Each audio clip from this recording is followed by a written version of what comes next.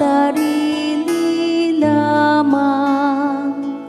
Walang sinuman ang namamatay para sa sarili lamang.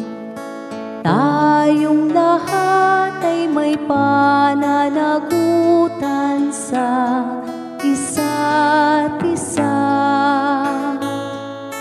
Tayong lahat ay tinipo ng Diyos na kapiling niya. Sa ating pagmamahalan at paglilingkod sa kanino man, tayo'y nagdadala ng balita ng kaligtasan.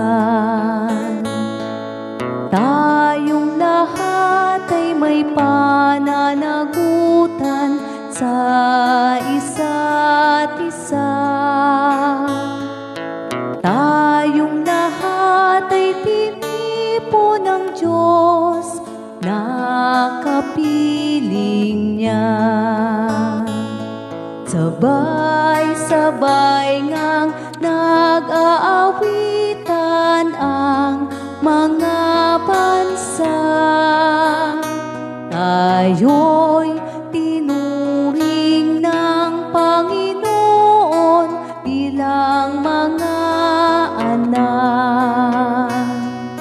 Tayong lahat ay may pananagutan sa isa't isa.